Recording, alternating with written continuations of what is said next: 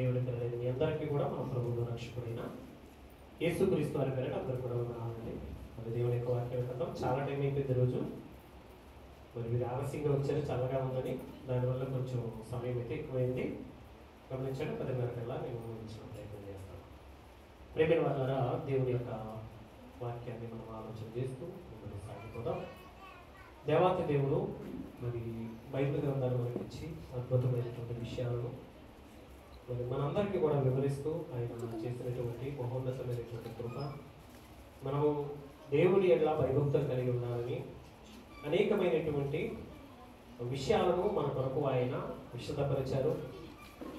అలాంటి పరిస్థితిలో మనము బైబిల్ గ్రంథాన్ని మనము ఆలోచన చేస్తూ మరి వెళుతూ ఉన్నాం. సంఖ్యాకాండము ఇప్పుడు మనం ఆలోచన చేస్తూ ఉన్నాం.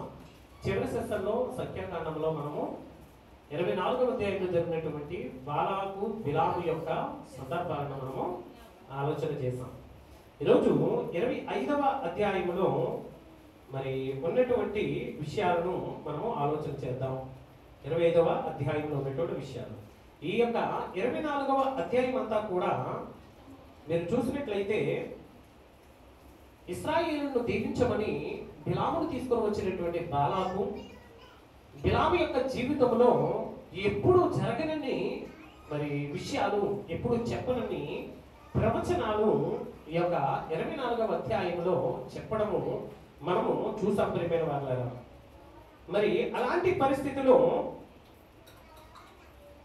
అతడు ఇశ్రాయేలును శపించడానికి వచ్చినప్పుడు ఇశ్రాయేలీలు దీవించబడము, ఇశ్రాయేలును దీవించడము మనము నిన్నటి అనగా పోయిన వారపు అధ్యాయంలో మనము ఆలోచన చేసాం.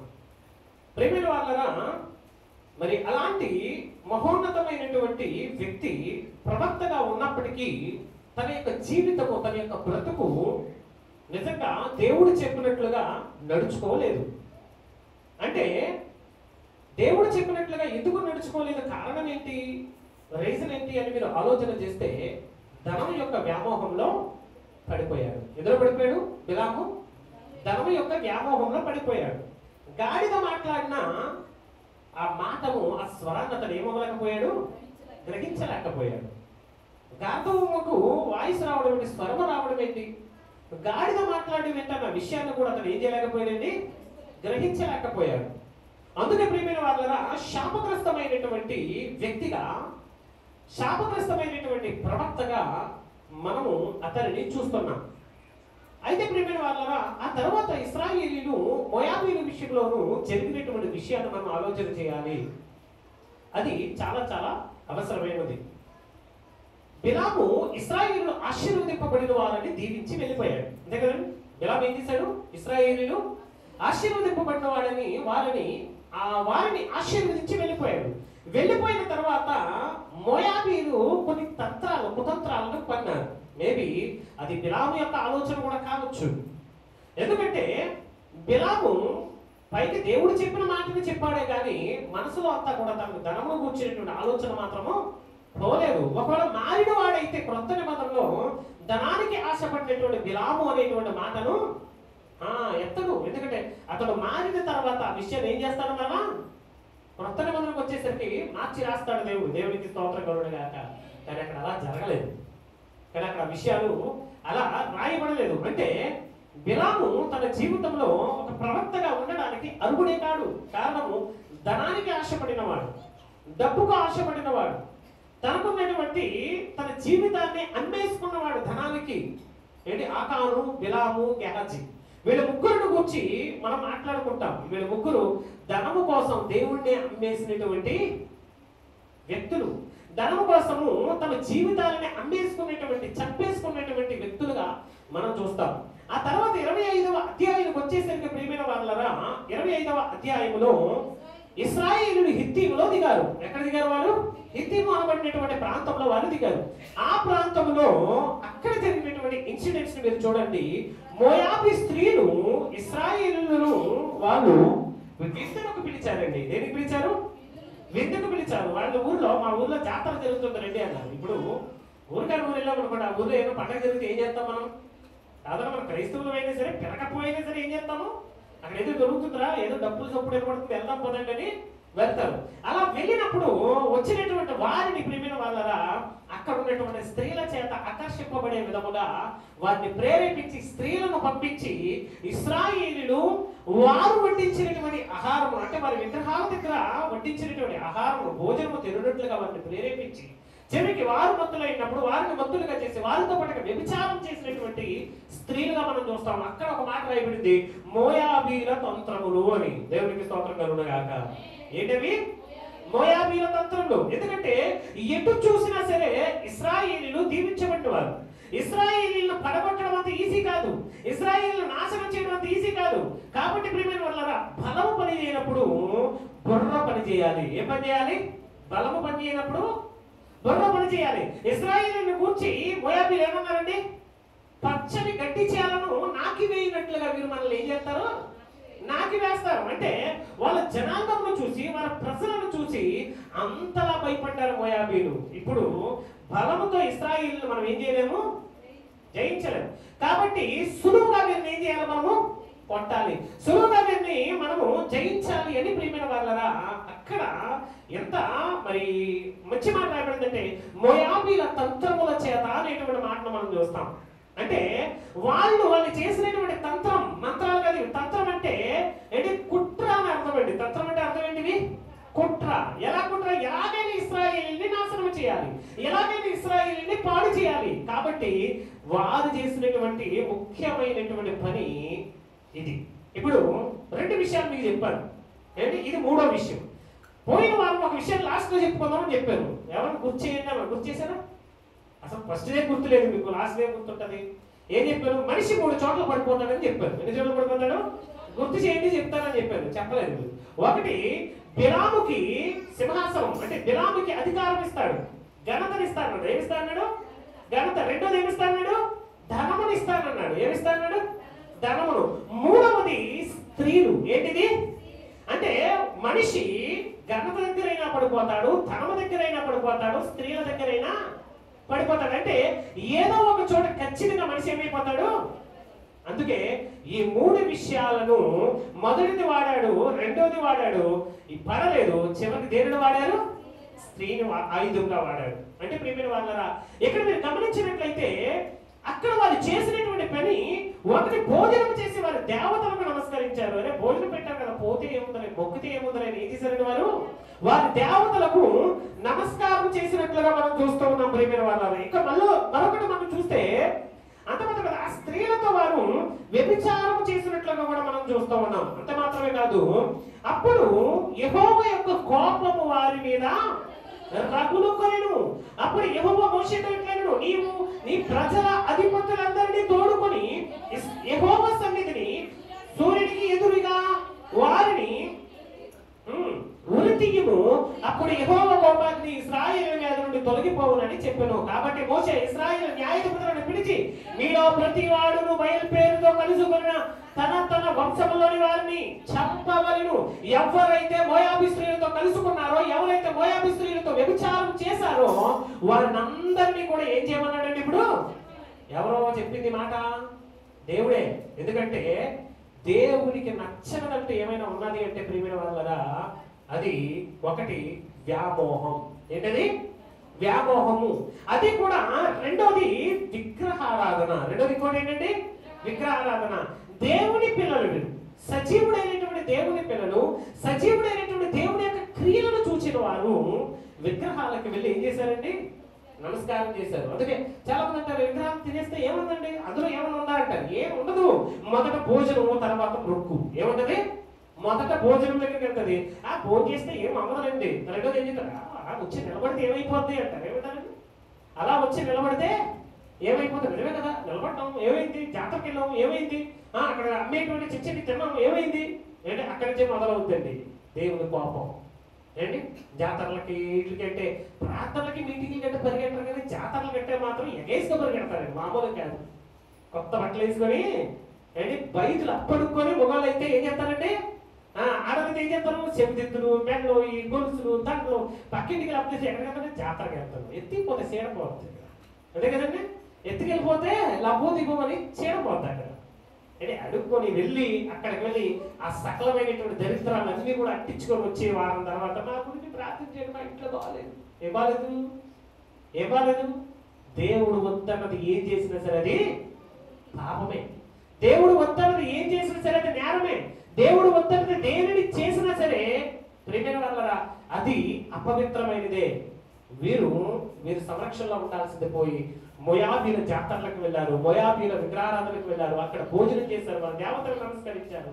ఆ తర్వాత వీరు మనం ఒకటి అని వారి యొక్క స్త్రీలను తెచ్చుకొని ఈ ఇశ్రాయేల్ గుడారాలలో వ్యభిచారం చేయడం మొదలెట్టారు. అలా వ్యభిచారం చేస్తున్నప్పుడు ప్రియమైన వాళ్ళరా అహరోను మనవడైనటువంటి ఫీనెహాసు ఒక వ్యక్తి ఒక స్త్రీని, ఒక మోయాబు స్త్రీని తీసుకొని వచ్చి గుడారంలో వ్యభిచారం చేస్తున్నప్పుడు అతనికి ఆ విషయం తెలిసి గుడారం పై నుండి గుణపాముని తీసుకొచ్చి ఇద్దరికి పొట్టలో నుంచి దూరినట్లుగా ఏం చేశాడండి? ఆ గుణపాముని తిప్పేశాడండి. ఏంటి? దేవుని కోపము 24,000 మందిని చంపేసింది. ఎంతమంది అక్కడ? 24,000 మంది. దేవునికి ఉన్నటువంటి అదే కోపము, అదే పౌరుషము ఫీనెహాసు అనబడినటువంటి ఒక యవ్వనస్తుడిలో చూస్తున్నాడు దేవుడు. ఎప్పుడైతే ఫీనెహాసు గుణపమును తెచ్చి వారి ఇద్దరి యొక్క శరీరంలో గుచ్చేశాడో, కడుపులో నుండి వచ్చినట్లుగా గుచ్చేశాడో, వారు ఆ గుడారములో చచ్చిపోగానే దేవుని యొక్క కోపము ఆగిపోయేను అని రాయబడి. దేవునికి స్తోత్రం కలుగునుగాక. విషయాన్ని గమనించండి. ఇక్కడ ఏంటి? దేవుని యొక్క కోపం రగులుకున్నది అంటే దానిని ఎవరు కూడా ఆపడము ఎవరి వల్ల కాదు. ఒకనొక దినాన మోషే ఆపాడు దేవుడి కోపాన్ని. ఈ రోజు తెగులు వచ్చినప్పుడు మోషే అహరోనులకు తెలియబడక ముందే డ్యామేజ్ జరిగిపోయింది. మోషే అహరోనుల దగ్గరికి వచ్చేసరికి డ్యామేజ్ జరిగిపోయింది. ఏంటి? దేవుడితో పాటుగా మోషే కూడా కోపపడుతున్నాడు. కానీ దేవుడి కోపాన్ని చల్లార్చేది కూడా పని ఏమి కూడా చేయలేదు. దేవుడు చెప్పేమంటే సరే చెప్పేయండి ఒక్కొక్కటి అంటున్నాడు. అట్లా ఇచ్చాడు కదా. అక్కడ ఎవడైతే వెళ్ళి కలుసుకున్న వాళ్ళందరినీ కూడా మీ సహోదరులు వెళ్ళి చంపేయండి అన్నాడు. ఏంటి? 24,000 మంది చచ్చిపోయారు, ఒకరిద్దరు కాదు. కానీ దేవుని కోపాన్ని చల్లార్చడానికి ఒక యవ్వనస్తుడు నిలవబడ్డాడు. ప్రియమైన వాళ్ళరా అతని పేరు ఫీనెహాసు. ఆ ఫీనెహాసును బట్టి దేవాది దేవుడు మాట్లాడుతున్న మాట ఏంటో తెలుసా? నాకున్న పౌరుషమే ఎవరికున్నది? ఫీనెహాసుకున్నది. నాకున్నటువంటి రౌద్రము ఫీనెహాసుకుంది. నా పగను పంచుకున్నవాడు ఎవరు? ఫీనెహాసు. కాబట్టి ఫీనెహాసు చేసినటువంటి దానిని బట్టి నేను ఏం చేస్తున్నాను? నా కోపాన్ని చల్లార్చమయ్య, నా కోపము చల్లారింది. 24,000 మంది చచ్చిపోయేంత వరకు అసలు ఎవ్వరికి కూడా ఆలోచన రాలేదండి. ఎందుకు ఇలా జరిగింది, ఎందుకు ఇలా చేశామని ప్రజలు ఏడుస్తున్నారట. మోషే దగ్గరకు వచ్చి ఏడుస్తుంటే ఏడిసిన ప్రయోజనం లేదురా, దేవుడిని చంపేసుకోమన్నారని పక్కన వాళ్ళ ఏడుస్తున్న చంపబడి ఏంటంటే 24,000 మంది చంపేశారు. అక్కడ చిన్న సంఖ్య. మన ఊర్లో లాంటి ఎన్ని ఊర్లు వస్తాయో ఒకసారి ఆలోచించండి. మన ఊర్లో మహా అయితే ఒక 5,000 నుంచి 6,000 మంది ఉంటారు. అంటే పిల్ల పెద్ద అంతా ఎంత పిసికి లెక్కెత్త అంతా. ఇలాంటి ఎన్ని ఊర్లు లేచిపోంటే చెప్పండి ఒకసారి. శ్మశానాలు ఖాళీ ఉండకపోవచ్చండి. అన్ని వేల మంది ఎట్ ఏ టైం చనిపోతే ప్రేమ అక్కడ మృత్యు ఘోష వినబడింది. అంటే చావు కంటే ముఖ్యం దేవుని కోపం. ప్రేమ దేవుడికి అయిష్టమైనటువంటిది ఏది చేసినా కూడా, దేవుడికి అయిష్టమైనది ఏమి చేసినా కూడా అది దేవుడికి నచ్చని ప్రియమైన వాళ్ళరా, అది దేవుడికి ఇష్టము కాదు ప్రియమైన వాళ్ళరా. అందుకనే దేవాది దేవుడు ఆయన అంటున్నటువంటి మాట, ఇదిగో నా యొక్క పగను, నా యొక్క కోపమును చల్లార్చినటువంటి ఫీనెహాసు అతడు నిరంతరము ప్రధాన యాజకుడిగా ఉండడానికి నేను అతనికి ఏం చేస్తున్నాను? అతని కుటుంబంలో అతని తరతరములకు కూడా నేను ఏం చేస్తున్నాను? ఆ యాజకత్వాన్ని అప్పగిస్తున్నాడు. దేవుడికి స్తోత్రం కలుగునుగాక. ఏంటి? ఫీనెహాసుకు తెలియదండి నిజంగా దేవాది దేవుడు నాకు ఎంత గొప్పదనాన్ని ఇస్తాడని, ఎంత గొప్ప మరి దాన్ని ఏమంటారంటే బాధ్యతను అప్పగిస్తాడని ఫీనెహాసు ఏ రోజు కూడా అనుకోలేదు. కానీ ప్రియమైన వాళ్ళరా దేవుడి బాధ్యతను భుజానెత్తుకున్న వాడిని దేవుడు అలాగే ఇచ్చేస్తాడు. దేవుడికి స్తోత్రం కలుగునుగాక. దేవుడి యొక్క కోపాన్ని చల్లార్చిన వారిని ఆయన భుజాల మీద ఎత్తుకొని వారి జీవితకాలం అంతయు వారి తరతరముల వరకు కూడా వారికి దేవుడు మేలు చేసినట్లుగా మనం చూస్తాం. దేవుడికి స్తోత్రం కలుగునుగాక. ఎట్టి పరిస్థితుల్లో కూడా మనిషి దేవుడిని విడిచి బయటికి వెళ్ళకూడదండి. ఏంటి? విగ్రహారాధన, వ్యభిచారం ఈ రెండు కూడా దేవుడి దృష్టిలో అతి భయంకరమైనవి. ఈ రెండింటిని చేయవాడు దేవుడి దృష్టికి ఎప్పుడూ కూడా మంచివాడుగా కనబడడు. ప్రియమైన వాళ్ళని గమనించండి. ఇలాంటి లక్షణాలు ఎవరిలో ఉన్నా సరే దేవుడు దానిని ఏం చేయడు? సహించేవాడు కాడు. ప్రియమైన వాళ్ళ ఇక మనం కిందకి వచ్చినట్లయితే ప్రియమైన వాళ్ళ 12వ వచనాన్ని మనం చదువుదాం. చూడండి, నీవు అతనితో ఇట్లను, అతనితో నేను నా సమాధాన నిబంధనలు చేయించున్నాను, ఫినెహాసుతో నా నిబంధన చేస్తున్నాను. అంటే అంతవరకు అంతమంది లేవీలు ఉన్నారు కదా, వాళ్ళ పరిస్థితి ఏంటి? పక్కకి వెళ్ళిపోయారు అందరూ కూడా. ఇప్పుడు ఫినెహాసుతో అంటున్నాడు, అతనితో నేను నిబంధన చేస్తున్నాను, అది నిత్యమైన యాజక నిబంధనగా అతనికి అతని సంతానమునకును కలిగి ఉండి, యావైనగా అతడు తన దేవుని విషయమై ఆసక్తి కలిగిన వాడై ఇశ్రాయేలుల నిమిత్తం ఏం చేశాడు? ప్రాయశ్చిత్తము చేశాడు. దేవునికి స్తోత్రం కలుగునుగాక. ప్రేమ వల్ల ఆపద వచ్చినప్పుడు, సమస్య వచ్చినప్పుడు సొల్యూషన్ అనేది కూడా చాలా ఇంపార్టెంట్. ఎవరైతే సొల్యూషన్ కనిపెడతారో, ఎవరైతే ఆ సమస్యలకు పరిష్కారాన్ని కనిపెడతారో దేవుడు వారిని దీపిస్తాడు. ఎందుకంటే ఆలోచించేటువంటి జ్ఞానం మీకు ఇచ్చాడు, ఆలోచించేటువంటి దైవ జ్ఞానాన్ని మీకు అనుగ్రహించాడు. ఫినెహాసుకు తెలియదు, నేను ఇదిగో దేవుడికి ఉన్నటువంటి కోపాన్ని నాకు కూడా ఉందన్న సంగతి తెలియదు. కానీ ఎలాగైనా సరే దేవుని యొక్క కోపాన్ని చల్లార్చాలనుకున్నాడు. వారిద్దరిని కూడా గుడారంలోనే చెప్పాడు. పైగా చర్చిలో ఇద్దరు కూడా ఏం చిన్నోళ్ళు ఏం కాదు. ఈయన పురుషుడేమో ఇశ్రాయేలులో ఒక గోత్రములో ప్రధాన కుమారుడు, ఆ స్త్రీ ఏమో మోయాబీలో ఒక గోత్రములో ప్రధానుడైన వాని కుమార్తె. వీళ్ళేం చిన్నోళ్ళేం కాదు. అంటే అధికారంలో ఉన్నటువంటి వాళ్ళే తమ అధికారాన్ని దుర్వినియోగం చేసుకున్నట్లు మనం చూస్తాం. బైబిల్ గ్రంథంలో ఇద్దరు ఫినెహాసులు ఉంటారు. ఎంతమంది ఉన్నారు ఫినెహాసులు? ఇద్దరు. ఇంకొక ఫినెహాసు ఎక్కడ కనబడతారు మనకి? చెప్పండి. బైబిల్ చదివితే గుర్తొస్తాయి ఇలాంటివన్నీ. ఏలి కుమారులు ఎవరు? ఓప్ని, ఫినెహాస్. అవునా? వీళ్ళిద్దరూ కూడా పాపాత్ములు, పుణ్యాత్ములు కాదు ఉండే వీళ్ళు. అర్థమవుతుందా? ఆ ఫినెహాసు దరిద్రుడు, ఈ ఫినెహాసు దేవుని కొరకు నిలబడినవాడు. ఫినెహాస్ అనగానే మీరు జాగ్రత్త గుర్తుపెట్టుకోవాలి, ఒకడు ఏలి కుమారుడా లేదంటే అహరోను మనవడా. అహరోను మనవడు ప్రధాన యాజకుడు అయ్యాడు. అతని తరతరముల వరకు నిత్యమైన నిబంధనగా దేవుడు యాజకత్వాన్ని వారికి అప్పగించాడు. అతడు కూడా యాజకుడు కుమారుడే ఫినెహాసు. కానీ అతడు దేవుని సన్నిధికి వస్తున్నటువంటి స్త్రీలతో, ఎవరైతే దేవునికి అర్పణలు తీసుకొని వస్తారో, దేవుని కంటే ముందు వాళ్ళే మాంసాన్ని దొంగలించడం, మాంసాన్ని తీసుకోవడం, ఆ స్త్రీలతో వ్యభిచారం చేయడం వలన దేవుని సన్నిధిలో అగ్ని గురించి వారిని నాశనం చేయడానికి సిద్ధమైనప్పుడు యుద్ధంలో వారందరూ కూడా చచ్చిపోతారు. యుద్ధంలో అప్పుడే దేవుడు కోపం వారి మీద రగులుకుంటది. కానీ ఒకనొక సమయం వచ్చినప్పుడు మీరు చంపాలని యుద్ధానికి వెళ్ళిన తర్వాత యుద్ధంలో వారు ఏమయ్యారండి? ఇప్పుడు ఇదంతా బాగానే ఉందండి, ఇదంతా బాగానే ఉంది. ఇప్పుడు ఇన్ని సంగతులు జరిగిన తర్వాత, ఇన్ని చేసిన తర్వాత మరి వీళ్ళ పరిస్థితి ఏంటండి? 16 వచ్చిన చూద్దాం ఒకసారి. యెహోవా మోషేకి ఇలాగ సెలవిచ్చెను, మిద్యానీయులు తమ తమ తంత్రముల వలన మీకు బాధికులై ఉన్నారు. మిద్యానీయులు ఏమైనారు? ఎవరు వీరు? మిద్యానీయులు అంటే అర్థం ఏంటంటే మిద్యాన్ అనే ప్రాంతంలో నివసిస్తున్న మోయాబీలు అని అర్థం. వీళ్ళు అర్థమవుతుందండి. మీకు ఏమైనా వారు తమ తంత్రముల వలన ఈరోజు మిమ్మల్ని ఏం చేశారు? వారు బాధ పెట్టారు. కాబట్టి ఇంతవరకు వారిని ఏమి చేయకండి అన్నాను కదా. ఇప్పుడు చెప్తున్న చూడండి, వారిని దొరికితే మాత్రం వారిని ఏం చేయండి? మీరు హతము చేయండి. వారు తంత్రములు చేసి పేరు సంగతిలోను తెగులు దినమందు పేరు విషయంలో చెప్పబడిన తమ సహోదరియు మిద్యానీయుల అధిపతి కుమార్తెలైన కొత్బీ సంగతుల విషయంలో వారు ఏం చేశారు? మోసము చేశారు. మిమ్మల్ని మోసపించారు, మిమ్మల్ని మాయ చేశారు. ప్రియమైన వాళ్ళరా, అంటే చూడండి, అంటే కుళ్ళుతోనూ కుతంత్రాలతో ఇశ్రాయేలు నాశనం చేయాలని చూశారు. ఇశ్రాయేలు కొంతవరకు నాశనమైనప్పటికీ మిద్యాను ప్రాంతంలో నివసిస్తున్న మోయాబీలు మాత్రం సర్వ నాశనం అయ్యారు. దేవునికి స్తోత్రం కలుగునుగాక. యుద్ధమందు వల్ల రాజు చచ్చిపోయాడు. ఏ ప్రవక్త అయితే బాలాకు విషయంలో సహాయం చేయడానికి వచ్చాడో ఆ ప్రవక్త కూడా ఏమైపోయాడు? అదే యుద్ధంలో చచ్చిపోయాడు. తెలుసా మీకు ఆ విషయం? అంటే దేవుడు ఎవరిని కూడా ఏం చేయడు? విడిచిపెట్టడు. దేవుడు ఎవరిని కూడా వదిలేయడు. ప్రియమైన వాళ్ళారా, దేవుడి లెక్కలోనికి ఒక్కసారి మనం వెళ్ళామనుకోండి, నీ చీటి చిరిగినట్లే. గమనించండి, దేవుడు వద్దన్నది నువ్వు చేసావు, ఆ రోజు కత్తి దూసి నేను ఏం చేయాలి? చంపేసి ఉండాలి. కానీ ఎందుకో దేవుడు తప్పించాడు. కారణము, గాడిద నిన్ను మారు ఏం చేసింది? నా ఎదుటి నుంచి నిన్ను కాపాడింది. ప్రియమైన వాళ్ళారా, నిజంగా ఆయుష్ ఉంది.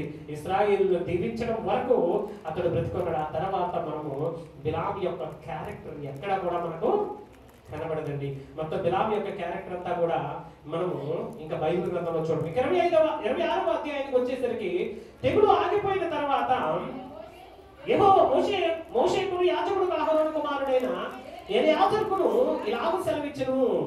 అంటే ఎలియాజరుకు ఎందుకు సెలవిస్తున్నాడు? అహరోను ఏమయ్యాడు? అహరోను ఏమైనా చనిపోయాడు. అహరోను ఏం చేశారు? వారు పాతి పెట్టేశారు. అహరోను చనిపోయిన తర్వాత ఇప్పుడు అహరోను కుమారుడైనటువంటి ఎలియాజరుకు ఆ పదవి అప్పగించబడింది కదా, అందుకనే ఎలియాజర్ అనేటువంటి విషయం ఇక్కడ మనకు కనబడుతుంది. మీరు ఇశ్రాయేలు సర్వ సమాజంతో 20 ఏళ్ల మొదలుకొని పైప్రాయం కలిగిన ఇశ్రాయేలులో సేనగా బయలువెళ్ళి వారందరూ శక్తిన వారు కుటుంబములను బట్టి వ్రాయించుడి. కాబట్టి 20 ఏళ్ల మొదలుకొని పైప్రాయం గల వారిని మీరు లెక్కించుడి అని ఒక లెక్క. అసలు సంఖ్యాకాండం అని పేరు రావడానికి కూడా కారణం ఇదే. ఈ సంఖ్యాకాండం అసలు లెక్కలే ఉంటాయి. వీళ్ళు లెక్క పెట్టు, వాళ్ళు లెక్క పెట్టి, వీళ్ళు ఎంతమంది, వాళ్ళు ఎంతమంది, ఈ గోత్రంలో ఎంతమంది, ఆ గోత్రంలో ఎంతమంది, మోసేవారు ఎంతమంది, చూసేవారు ఎంతమంది, కట్టేవారు ఎంతమంది, కాసేవారు ఎంతమంది, ప్రతిదానికి లెక్కే. అందుకే దీన్ని ఏ కారణం అన్నారు? సంఖ్యాకాండం. మర్చిపోకండి. ఎందుకు సంఖ్యాకాండం? నెంబర్స్ అంటారు దీని ఇంగ్లీష్ లో. ఎందుకు సంఖ్యాకాండం పేరు వచ్చిందంటే ఎంతసేపు చూసిన లెక్కలే ఉంటాయి ఇందులో. మళ్ళా అంటున్నాడు చూడండి, ఎంతమంది 20 సంవత్సరాలు పైబడిన వారు ఉన్నారు, వారిని లెక్క పెట్టమన్నారు. అలా లెక్క పెట్టినప్పుడు ప్రియమైన వారు 20 ఏళ్ల మొదలు కూడా పైప్రాయంలో వారు లెక్కింపుడని యెహోవా మోషేకు ఐగుప్తు దేశం నుండి వచ్చిన ఇశ్రాయేలుకు ఆజ్ఞాపించినట్లు మోషేయు యాజకుడు ఎలియాజరు ఇశ్రాయేలు మోయాబు మైదానంలో ఇరుకో ఎత్తున్న యోర్దాను దగ్గర ఉండగా జనసంఖ్యను చేయడని వారితో చెప్పిరి. ఇశ్రాయేలు తొలుచూడు రూబేను పుత్రుడు ఏంటి హనోకు వంశస్థులు, పల్లువీరులు, పల్లు వంశస్థులు, ఇలా మనకు చూడండి వంశాలన్నీ కనబడతాయి. అధ్యాయం అంతా కూడా మళ్ళా లెక్కే ఉంటది. చదువుకుంటూ వెళ్తే వంశం వంశం వంశం వంశం తప్ప ఇంకో మూడో పదము ఉండదు ఇందులో. తర్వాత మనము కొంచెం కిందకు వచ్చేద్దాం. ఎక్కడికంటే 52వ వచనానికి వచ్చేద్దామండి. 52వ వచనానికి వచ్చేద్దాం. ముందు 51. లెక్కించబడిన ఇశ్రాయేలులందరూ కూడా 6,01,730 మంది. ఎంత? 6,01,730 అంటే 1,730 మంది. 6,17,000 అంటే 1,730 మంది అన్నట్టు టోటల్. అందుకే 6 లక్షల పాదచారులు అనేటువంటి మాట ఇశ్రాయేలు విషయంలో అనడానికి కారణం ఇదే. పాదచారులు అంటే 20 సంవత్సరాల పైబడిన వారు అన్నట్టు. అది కూడా యుద్ధం చేయగలిగినటువంటి వారు, బలముగా ఉన్నటువంటి వారి లెక్క. ఇందులో స్త్రీలు, పిల్లలు, ముసలి వారు మినహాయింపు. వీరందరి లెక్కను మనం చూసినట్లయితే యావరేజ్ గా మనం చూసుకున్న 18 నుంచి 22 లక్షల మంది వస్తారు. ఎంతమంది వస్తారు? 18 నుండి 22 లక్షలు. సపోజ్ 6 ఎంత? 12. ఒకవేళ 6 లక్షల మందికి 6 లక్షల మంది భారీ వేసుకున్నాం అనుకోండి, ఎంతమంది వచ్చారు ఇప్పటికి? 12 లక్షల మంది. 12 లక్షల మందికి ఇద్దరు చొప్పున పిల్లలు వేసుకుని ఎంత అవుతారండి? 20. మరి వాళ్ళు తల్లిదండ్రులు ఉంటారుగా, ముసలి ఉంటారుగా. నేను పూర్ణాలు వదిలేద్దాం, వాళ్ళ లెక్కలోంచి తీసేద్దాం. అయినా సరే 24 లక్షల మంది. అంటే ఇశ్రాయేలు నిజంగా ఎంత జనాంగం బయలుదేరించారండి. ఇశ్రాయేల్ యొక్క సంఖ్య చూడండి. ఇప్పుడు ఈ 24 లక్షల మంది, అప్రాక్సిమేట్లీ 20 లక్షల మంది అనుకున్నాం. ఎంతమంది యోర్దాను మీద ఉంటే ఎరుకో దగ్గరలో మైదానంలో ఉన్నారు వీరికి ఆయన చెబుతున్నటువంటి మాట చూడండి. మోషేకు యెహోవా ఆజ్ఞాపించెను, వీరి పేర్ల లెక్క చొప్పున ఆ దేశంలో వీరికి స్వాస్థ్యముగా పంచిపెట్టవలను. ఎక్కువ మందికి ఎక్కువ స్వాస్థ్యం ఇవ్వాలి, తక్కువ మంది తక్కువ స్వాస్థ్యం ఇవ్వవలను.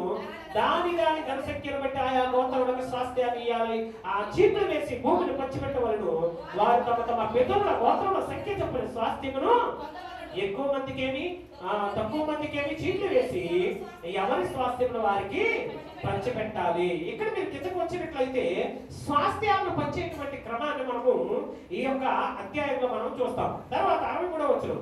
ఎరుకో ప్రాంతమందున యోర్దానులో ఉన్న మోయాబు మైదానంలో మోషేయు యాజకుడు ఎలియాజరు ఇశ్రాయేలు సంఖ్యను చేర్చినప్పుడు లెక్కింపబడిన వారు వీరు. మోషే అహరోనుల సీనాయి అరణ్యంలో ఇశ్రాయేలును సంఖ్యను చేసి లెక్కించబడిన వారు ఒక్కడే వీరే ఉండలేదు. అది విచిత్రం. ఇక్కడ ఏమన్నాడు?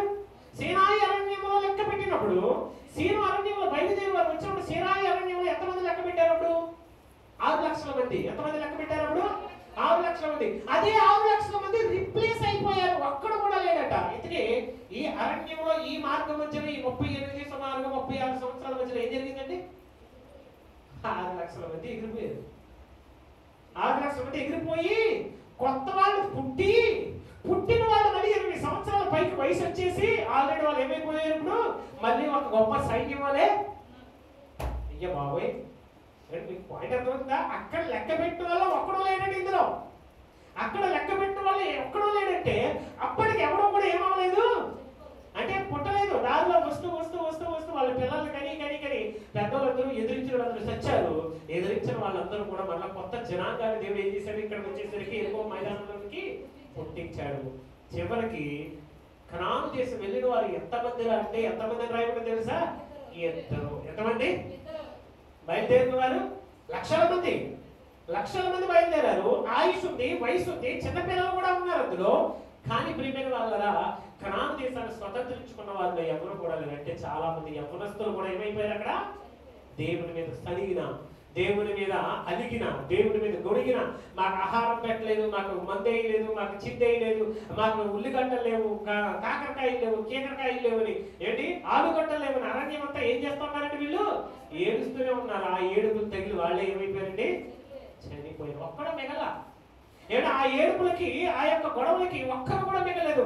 అందరూ కూడా మరణించిట్లో మనం చూస్తాం. ఒక్కడైనను లేదంటే ఎంత స్పష్టంగా ఈ మాట రాయించాడో తెలిసి మీరు తెలుసుకోవాలండి.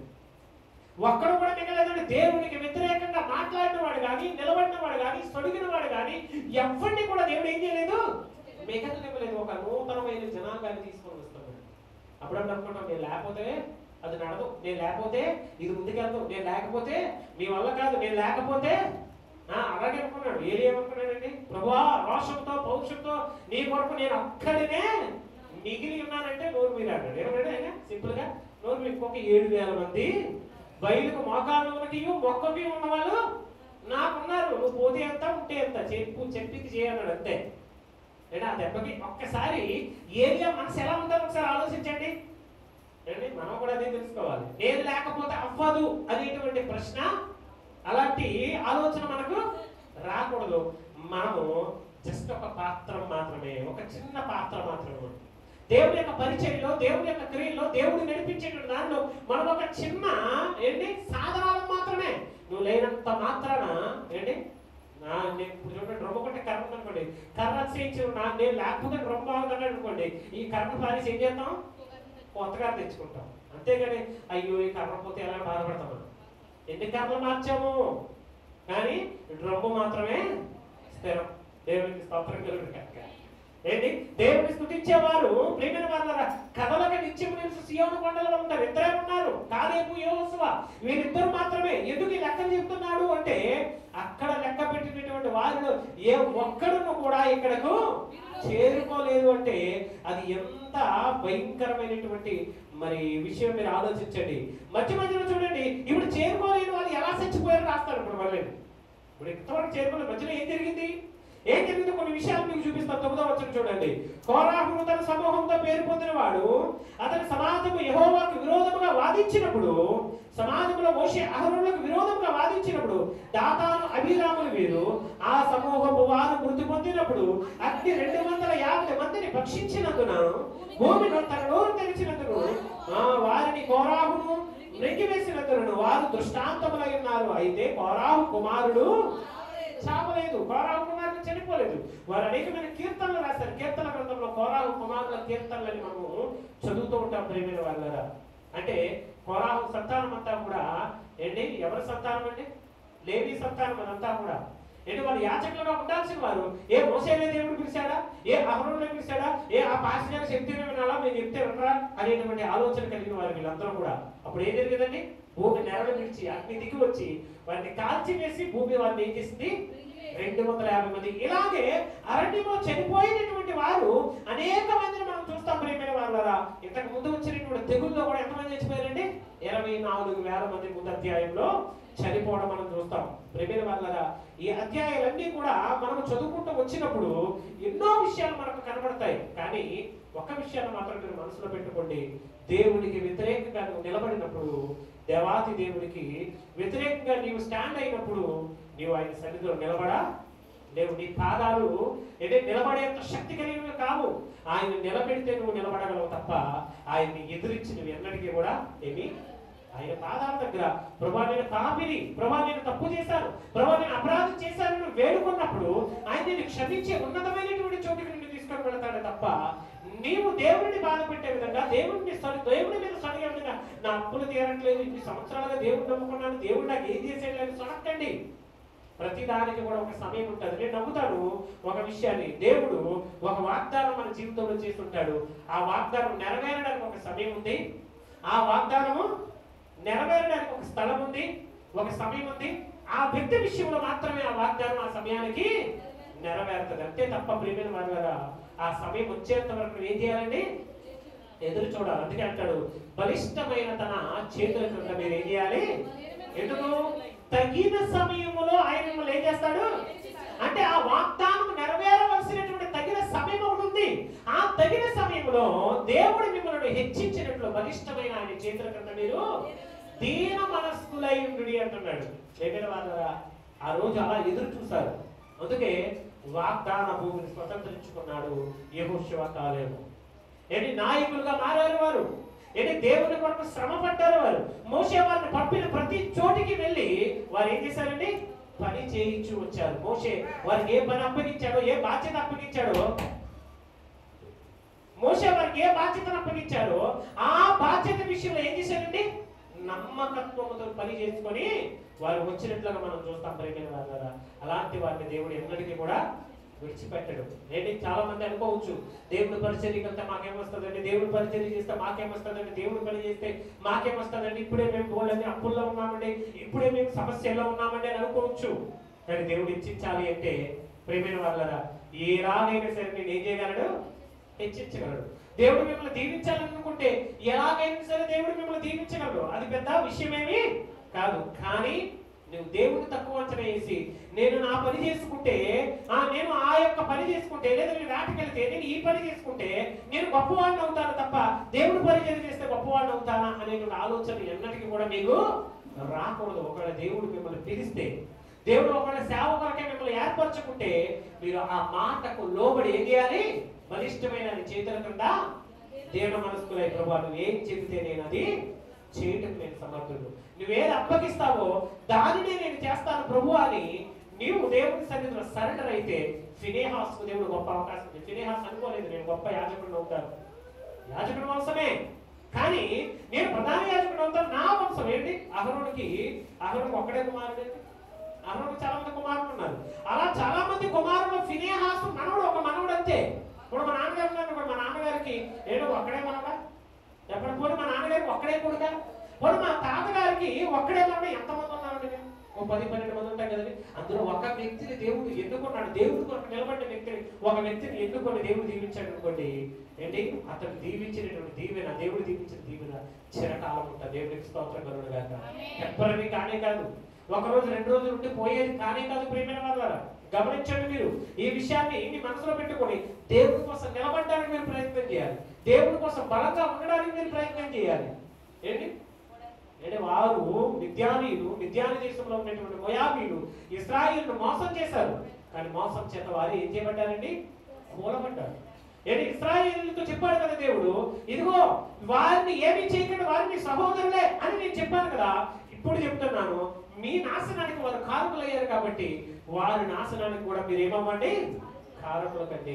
ఎలాంటి మీకు దొరికిన వారిని చంపండి. నిజమే ప్రేమిన వాళ్ళరా, ఇశ్రాయేలును మోయాబీలతో యుద్ధం చేసినప్పుడు మోయాబీలు వారి ఎదురు నిలవలేకపోయారు. శాస్త్రం తప్ప ఇంకేమీ కూడా మిగలలేదు.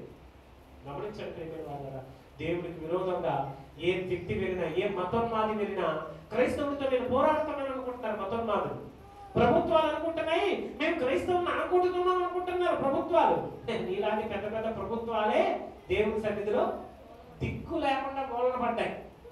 ఏ ప్రభుత్వం అయినా సరే దేవునికి వ్యతిరేకంగా, ఏ ప్రభుత్వం అయినా సరే క్రైస్తవునికి వ్యతిరేకంగా చేసినప్పుడు ఆ ప్రభుత్వము ఎక్కువ కాలం సర్వైవ్ అవ్వలేదు. గమనించండి, పోకటి వేలుతో సహా పిగిలించి వేసేటువంటి దేవుడికి స్తోత్రం కలుగుగాక. ఏ మతోన్మాదైనా సరే, అంటే క్రైస్తవం మీద పడి ఏడ్చేవాడు ఒకడు లలిత్ కుమార్ అనేవాడు. ఏమయ్యాడు లాస్ట్కి? అంటే ఒక స్కామ్ లో చిక్కుకుపోయి మొత్తానికి కటకటాల పాలైపోయాడు. ఏంటి ఏమైపోతారు చెప్పండి? దేవుడితో పట్టుకుంటే ఏదో ఒక చోట నేను ఏం చేస్తాడండి? ఇరికించి ముంచేస్తాడు ఆయన. అసలే లోకమంతా కూడా ఆయన చేత ఉంటే ఏ ప్రభుత్వం అయినా సరే ఎవరి కోసం పనిచేయాలి? దేవుని కోసం పనిచేయాల్సిందే. ఎందుకంటే దానియేలు గ్రంథంలో ఒక మాట రాయబడి ఉంటుంది, భూమి మీద ఏ ప్రభుత్వం అయినా పరలోకంలో దేవుడు నిర్ణయిస్తున్నాడు. భూమి మీద ఎవరు ఉండాలో, ఎవరు పరిపాలించాలో, ఎవరు రావాలో, ఏ నాయకుడు రావాలో పరలోకంలో దేవుడు ఏం చేస్తున్నాడు? దాన్ని నిర్ణయిస్తున్నాడు. ఓట్లు వేసినంత మాత్రం గెలిచేసాడు అని అనుకోకండి. ఏంటి మనం అనుకుంటాం, అయ్యో మనం జగనన్న గారిని గెలిపించేద్దామని అందరూ కూడా ఏం చేసి ఉంటారండి? వేసేసి ఉంటారు ఓట్లు. లాస్ట్ వరకు కూడా జగనన్న మళ్ళీ వచ్చేస్తాడు అనుకున్నారు లేదా? కానీ ఏమైందండి? దేవుడు తలుచుకుంటే దేవుడైనా ఏం చేయగలడు? తారుమారు చేయడం. జగనన్న బ్రతుకున్నాక పదవిలో ఉన్నన్నాళ్ళు క్రైస్తవుల కోసం చేసింది ఏమీ లేదు. ఏమో చేశాడని అట్లీస్ట్ నేను క్రైస్తవుడిని చెప్పుకోవడానికి కూడా సిగ్గుపడ్డాడు. ఏంటి ఒక క్రైస్తవుడిగా చెప్పుకోవడానికి కూడా సిగ్గుపడ్డాడు. పోనీ రాజకీయ నాయకుడు కాబట్టి అతను ఏమైనా చేయొచ్చు, ఏదైనా చేసుకోవచ్చు అనేటువంటి దారిలో ఉండొచ్చు. ఎందుకంటే ఏ మతాలను గౌరవించాలి కాబట్టి. గౌరవించే విషయంలో అన్ని విషయాల్లో బాగుంది. కానీ క్రైస్తవుడిగా ఏ రోజు కూడా అతడు ప్రవర్తన ఏంటి సేవకులకి 5,000 ఇద్దామన్నాడు. సేవకులతో పాటుగా మామూలుకి ఇచ్చాడు, అంటే పొత్తులకి ఇచ్చాడు, అందరికి ఇచ్చాడు. అందులో గొప్పగా నువ్వు చేసింది ఏమి కూడా లేదు. ఏంటి ఏదైనా క్రైస్తవునికి ఏదైనా వ్యతిరేకత వస్తే ఆ వ్యతిరేకతలో నేనున్నాను ముందుకు వచ్చింది ఏమి కూడా లేదు. ఎక్కడికి రీసెంట్ గా జరిగింది ప్రవీణ్ పగడాల గారి యొక్క కేసు. అంటే ఏమైనా మాట్లాడా, అసలు ఏమైనా నోరిప్పాడా? ఏంటి ఏమీ లేదు. మొన్న ఒక వీర జవాన్ లోకేష్ ఎందుకు తెలుసు చనిపోతే ఇంటికి వచ్చి ఓదార్చారు. ఏంటి వీర జవాన్ అతను ఒక దేశం కోసమే, ఇతడు ఎన్నో వందల వేల లక్షల ఆత్మలను రక్షించినటువంటి ఒక సేవకుడు. అతని గురించి నువ్వు రానవసరం లేదు, అతను ఇంటికి వెళ్ళాల్సిన అవసరం లేదు. ఒక మాట మాట్లాడితే ఎంత బాగుంటుందండి, అంతే కదండి. ఎవరండి? హర్ష కుమార్ గారు ఎవరండి? ఒక ఎంపీ. అతను కూడా ఎక్స్-ఎంపీ. ప్రజెంట్ అతనికి అధికారం లేదు, లేకపోయినా అతను పోరాడుతున్నాడు. అనేక మంది క్రైస్తవులు పోరాడుతూ ఉన్నారు. అందుకే దేవునికి నచ్చని ప్రభుత్వం ఏది కూడా ఉండదు. దానికంటే బెటర్గా ఏదైతే ఉంటుందో ఆ ప్రభుత్వాన్ని అనుకోవచ్చు. ఇదిగో పడాలి బీజేపీ వచ్చిందండి మళ్ళీ ఏం చేస్తుందంటే అరే దేవుని చిత్తమది రావడం. దేవునికి స్తోత్రం కలుగును గాక. ఎవరు చిత్తమది? దేవుని చిత్తం. వాళ్ళు రాకపోతే నిన్ను తన్నకపోతే నువ్వు నిజమైన క్రైస్తవుడు ఎందుకు అవుతావు? నువ్వు బలంగా ఎప్పుడు తయారవుతావు? ఏంటి అంతే కదండి. పిల్లాడిని కొట్టకపోతే పిల్లాడు మంచి దారిలో కొడతాడండి. ఏదో క్రైస్తవులు హింసించేవారు లేకపోతే క్రైస్తవులు మంచి మార్గంలో నడుస్తారు. అసలు అంటే వెచ్చలవిడి దాని ఎక్కువ అయిపోయింది. నచ్చిన బాధలు ఏంటి ఎవరు కూడా ఏంటి స్టాండ్ అయిన వాళ్ళు లేరు. ఎవరి జీవితం వాళ్ళది, ఎవరి సంఘం వాళ్ళది, ఎవరి బోధ వాళ్ళది అన్నట్టుగా ఉన్నారు. ఈరోజు చూడండి ఒక ఇన్సిడెంట్ జరిగింది. అలాంటి ఇన్సిడెంట్ జరగకూడదు కానీ జరిగింది. ఇది ఎంతమంది బయటకు వచ్చారండి? ఎంతమంది మేము క్రైస్తవులమని చాటి చెప్పుకున్నారండి? ప్రభుత్వాలు కదిలేంతలా ఉన్నాయి. ఏంటి ప్రభుత్వాలు కదిలించేంతలా ఉన్నాయి. మన భారతదేశంలో ఆల్రెడీ 2 రాష్ట్రాలు కంప్లీట్ గా మేము క్రైస్తవులు మనం ప్రకటించుకున్నారు. ఫుల్ ఏంటి కంప్లీట్ గా రీసెంట్ గానే అక్షరాస్యతలో 100%. ఏంటి నాగాలాండ్ సంథింగ్ మిజోరాం అంటే వారు కూడా 100% అక్షరాస్యత సాధించడానికి గల కారణం ఏంటి అంటే అక్కడ క్రిస్టియన్ మిషనరీస్ వచ్చి చదువును మొత్తం ఆ రాష్ట్రం అంతా ఏం చేసేయండి సర్వశిక్ష అభియాన్తో పాటు కలిసి ఆ రాష్ట్రాన్ని అంతటిని కూడా 100% అంటే చదువుకోలేని వారంటూ ఆ రాష్ట్రంలో ఎవరో కూడా లేదు. అంటే నిజంగా ఆ ఘనత కూడా ఎవరికండి? దేవునికి. ప్రేమైన వాళ్ళ క్రిస్టియానిటీ వచ్చి భారతదేశాన్ని నాశనం చేయదు, క్రైస్తవులు వచ్చి భారతదేశాన్ని నాశనం చేయదు. ఎంతో మంది మనం చూస్తూ ఉన్నాం దేవుని కోసం వాళ్ళు శ్రమ పడుతున్నారు, కష్టపడుతున్నారు, పోరాటం చేస్తున్నారు. నువ్వు దేవుని కోసం ఏం చేస్తున్నావు? ఒక ఫినెహాసును చూడు, దేవుని కోసం పౌరుషంతో ప్రాణాలు తెగించి దేవుని యొక్క కోపాన్ని చల్లార్చినటువంటి వ్యక్తిగా ఒక యమనస్తుడిగా మనం చూస్తాం. దేవాది దేవుడు నీకు అవకాశం ఇస్తే, నీకు అలాంటి అవకాశాలు ఇస్తే, నేను అమ్మాయిని, నేను స్త్రీని, నేను ఆడపిల్లని, నేను చేయగలనా, నేను చిన్న కుర్రవాడిని, నేను చేయగలనా అనుకోకండి. దేవుడు మాట్లాడిన వయసు సమయం వయసు ఎంత అంటే దేవుడు మాట్లాడినప్పుడు నేను బాలుడంటే చెప్పండి, బాలుడంటే అంటే ఒక 6 సంవత్సరాల లోపల ఉంటేనే బాలుడు అంటాం మనం, అంతే కదండి. ఒక 6-7 సంవత్సరాల లోపల ఉంటేనే బాలుడు అంటాం. అంత చిన్న పిల్లాడితో కూడా దేవుడు ఏం చేశాడు?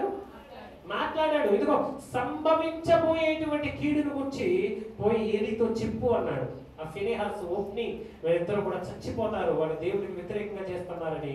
ప్రేమైన వాళ్ళ ఆ యొక్క దర్శనాన్ని సమూయేలుతో వివరించినప్పుడు, ఆ ఏలితో వివరించినప్పుడు ఏలి అయ్యో నా దేవా ఎంత కీడు నాకు రాబోతుందని కన్నీరు కాచేర్చాడు. తన కుమారులు చనిపోయినప్పుడు ఏలి ఇలా వెనక్కి పడిపోయి మెడ విరిగిపోయి చనిపోయినట్లుగా మనం చూస్తాం. ఏలి లావుగుంటాడండి. ఏలి చాలా లావుగా ఉండేవాడు. కదలలేని పరిస్థితి వృద్ధాప్యంలో ఉన్నప్పుడు అతడు తన కుమారులు చనిపోయారు అనగా ఇలా వెనక్కబడి మెడ విరిగి చనిపోయినట్లుగా ఏలిని కూడా మనం చూస్తాం. దేవుని కొరకు నిలబడకపోతే, ఒక వ్యక్తిగా దేవుని కోసం నీ పిల్లలను పెంచకపోతే మనము కూడా అంతే. ప్రేమైన వాళ్ళ నువ్వు బ్రతకాలి దేవుల్లో, దేవుని కోసం నువ్వు నిలబడాలి. ఫినెహాస్ యొక్క జీవితం మన అందరి జీవితాలకు ఒక ఆదర్శవంతమైనటువంటి జీవితంగా ఉండాలని ఆశిస్తూ నేను మాటలు ముగిస్తూ ఉన్నాను. మరి రేపు అంటే వచ్చే వారం మరొక అంశంతో మనం ముందుకు వెళ్ళాలి. ప్రభు అంటే కృప దయచేయను కాక చిన్న ప్రార్థన చేసుకున్నాం. మహోన్నతుడు దేవా, ఫినెహాస్కి ఇచ్చినటువంటి తండ్రి పౌరుషం, ఫినెహాస్కి ఇచ్చినటువంటి ధైర్యం, నేను తండ్రి వాక్యాలు వినేటువంటి మా అందరికీ నేను అనుగ్రహించండి ప్రభువా.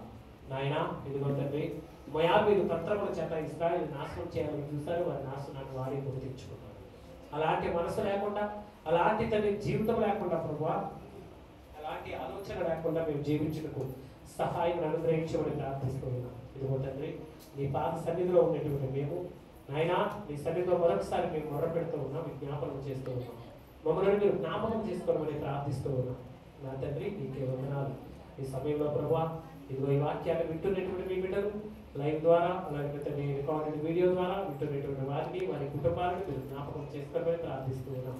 ఎగ్జామ్స్ రాసినటువంటి పిల్లలు ప్రభావ, ఎగ్జామ్ రాసినటువంటి పిల్లలు వారి కూడా తండ్రి మంచి ఉత్తీర్ణత సాధించడము, మంచి జ్ఞానం దయచేయడం ప్రార్థిస్తూ ఉన్నాం. నా దేవా నీకే వందనాలు, స్తుతులు స్తోత్రాలు చెల్లిస్తూ ఉన్నాం. అలాగే తండ్రి మా సహోదరులు దూర ప్రాంతంలో ఉంటూ వారి పనులు చేసుకుంటూ తండ్రి పరిచర్యలో బాలభాగస్తులుగా ఉన్నటువంటి ప్రతి కుటుంబాన్ని మీరు జ్ఞాపకం చేసుకోమని ప్రార్థన చేస్తూ యేసయ్య నామములో ప్రార్థన ఇచ్చున్నాము తండ్రి. ఆమేన్.